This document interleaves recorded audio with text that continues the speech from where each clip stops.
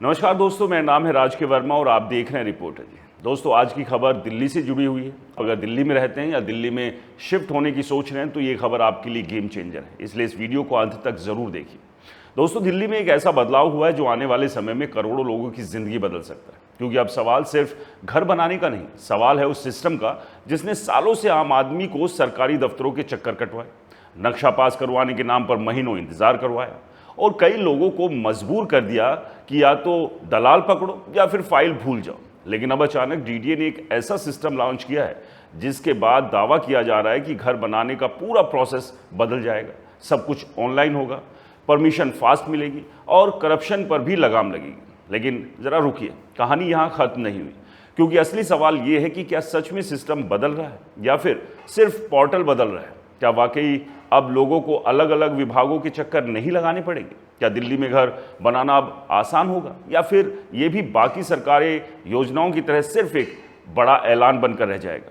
आज हम आपको पूरी सच्चाई, डिटेल डेटा, रिपोर्ट्स और एक्सपर्ट्स की राय और ग्राउंड रियलिटी के साथ बताएंगे, क्योंकि इस पूरी खबर में सिर्फ एक सरकारी योजना नहीं बल्कि दिल्ली के रियल एस्टेट, होम बायर्स और पूरे कंस्ट्रक्शन सिस्टम का भविष्य छिपा हुआ है। देखिए, दिल्ली में अपना घर बनाना हमेशा से मिडिल क्लास का सबसे बड़ा सपना रहा, लेकिन इस सपने को पूरा करने से पहले लोगों को जिस चीज़ में से सबसे ज़्यादा डर लगता है वो है कंस्ट्रक्शन कॉस्ट। लेकिन इस सपने को पूरा करने से पहले लोगों को जिस चीज़ से सबसे ज़्यादा डर लगता था वो कंस्ट्रक्शन कॉस्ट नहीं बल्कि सरकारी अप्रूवल सिस्टम था। नक्शा पास करवाना, फायर एनओसी लेना, स्ट्रक्चर अप्रूवल लेना, एनवायरमेंट क्लियरेंस, वाटर कनेक्शन और अलग अलग डिपार्टमेंट्स की परमिशन।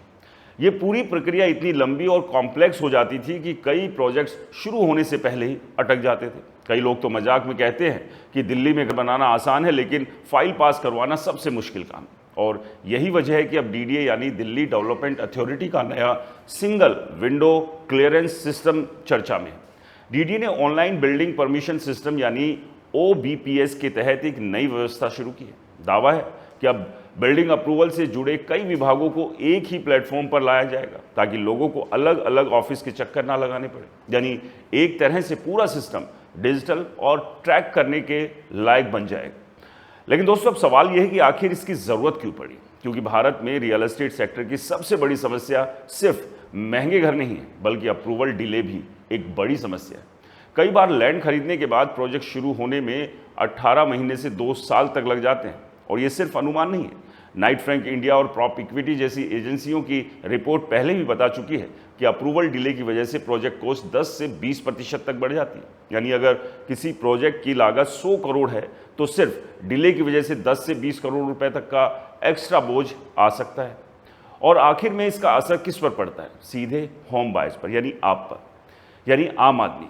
यही वजह है कि भारत में कई बार प्रॉपर्टी प्राइस सिर्फ डिमांड और सप्लाई की वजह से नहीं बल्कि अप्रूवल सिस्टम की वजह से बढ़ जाते हैं। और दिल्ली जैसे शहर में मामला और ज़्यादा मुश्किल हो जाता है, क्योंकि यहाँ गवर्नेंस स्ट्रक्चर बहुत कॉम्प्लेक्स है। यहाँ DDA, MCD, fire department, environment authority और कई एजेंसीज मिलकर अप्रूवल प्रोसेस का हिस्सा बनती है। यानी एक परमिशन के लिए कई जगह क्लियरेंस लेना पड़ता है। और यही वो जगह थी जहाँ डिले, कन्फ्यूजन और कई बार करप्शन की शिकायतें सामने आती थी।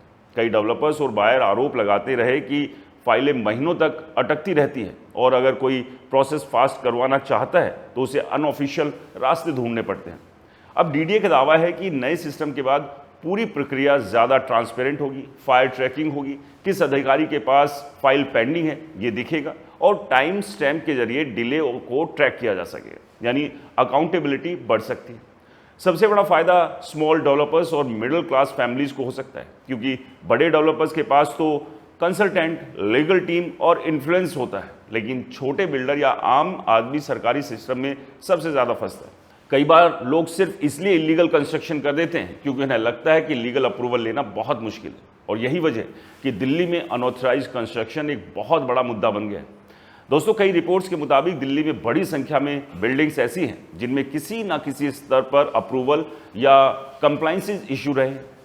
अब अगर अप्रूवल प्रोसेस फास्ट और आसान होता है तो इलीगल कंस्ट्रक्शन पर भी कुछ हद तक लगाम लग सकती है। इसके अलावा एक्सपर्ट्स मानते हैं कि फास्टर अप्रूवल का सीधा असर हाउसिंग सप्लाई पर पड़ता है।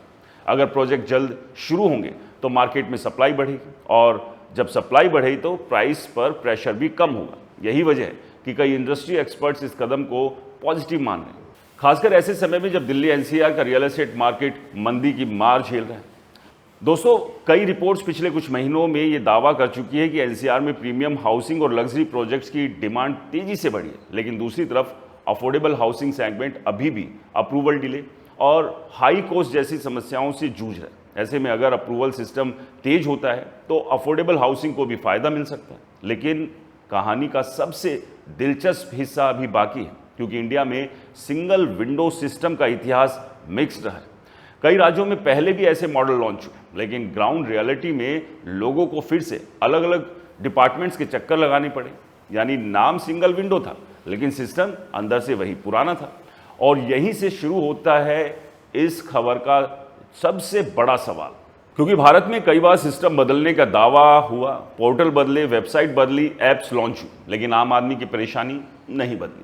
और अब दिल्ली में डीडीए का नया सिंगल विंडो क्लियरेंस सिस्टम भी उसी मोड़ पर खड़ा दिखाई दे रहा है, जहां पूरा खेल सिर्फ टेक्नोलॉजी का नहीं बल्कि नियत, सिस्टम और ग्राउंड लेवल इंप्लीमेंटेशन का है। क्योंकि सबसे बड़ा सवाल यही है कि क्या सच में अब भ्रष्टाचार खत्म होगा, क्या सच में लोगों को राहत मिलेगी, या फिर सिर्फ एक नया पोर्टल बन जाएगा और अंदर से वही पुराना सिस्टम चलता रहेगा।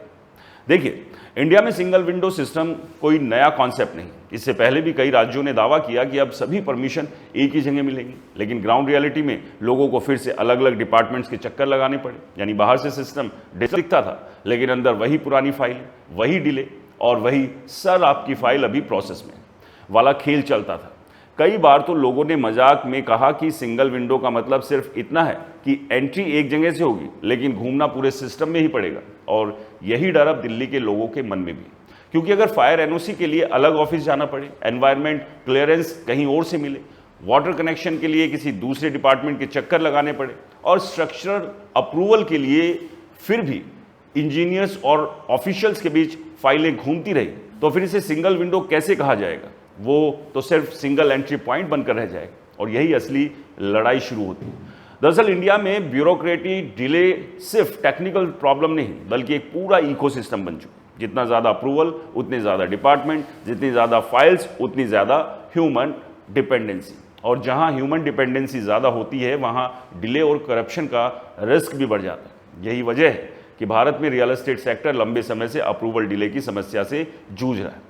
World Bank ease of doing business report में भी भारत को कंस्ट्रक्शन परमिट्स और रेगुलेटरी प्रोसेस को लेकर कई सालों तक चुनौतियों का सामना करना पड़ा। हालांकि पिछले कुछ सालों में भारत की रैंकिंग बेहतर हुई है, लेकिन एक्सपर्ट्स लगातार कहते रहे कि ग्राउंड लेवल पर अभी भी कई प्रॉब्लम्स बनी हुई। कई मीडिया रिपोर्ट्स में पहले भी बताया गया कि रियल एस्टेट प्रोजेक्ट में डिले की वजह सिर्फ फंडिंग या मार्केट नहीं, बल्कि अप्रूवल और क्लियरेंस प्रोसेस भी है। कई डेवलपर्स का कहना है कि अप्रूवल मिलने में महीनों नहीं बल्कि कई बार साल लग जाता है, और इस दौरान प्रोजेक्ट कॉस्ट लगातार बढ़ती रहती है। अब जरा सोचिए, अगर किसी बिल्डर ने ज़मीन खरीद ली, बैंक से लोन ले लिया, लेकिन अप्रूवल ही नहीं मिला, तो इंटरेस्ट कॉस्ट बढ़ती जाएगी, कंस्ट्रक्शन मटेरियल महंगा होता जाएगा, और आखिर में वही कॉस्ट बायर के ऊपर डाल दी जाएगी। यानी अप्रूवल डिले का सीधा असर आम आदमी की जेब पर पड़ता है।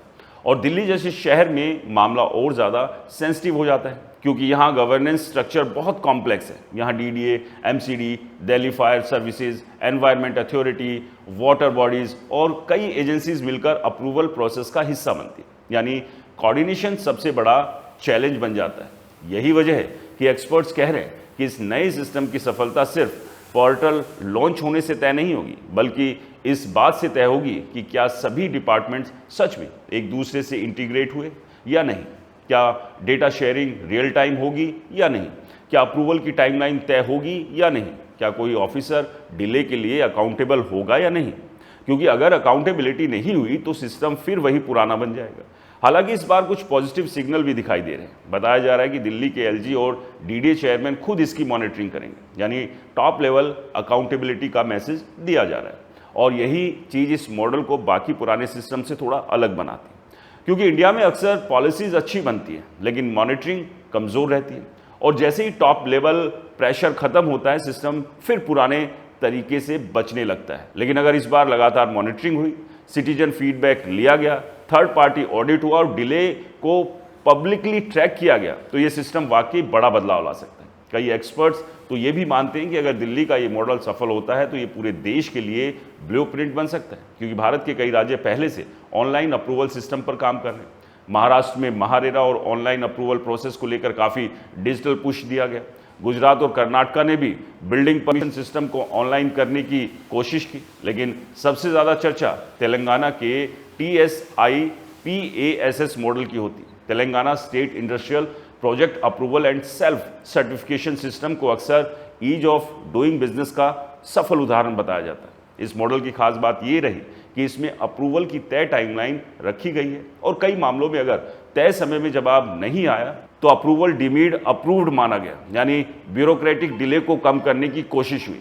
यही वजह है कि कई इन्वेस्टर्स और इंडस्ट्री बॉडीज ने तेलंगाना मॉडल की तारीफ की, लेकिन दिल्ली का मामला अलग है, क्योंकि यहाँ पॉपुलेशन डेंसिटी ज़्यादा है, एजेंसी ज़्यादा है, लैंड ऑनरशिप कॉम्प्लेक्स है और पॉलिटिकल ओवरसाइट भी बहुत हैवी है।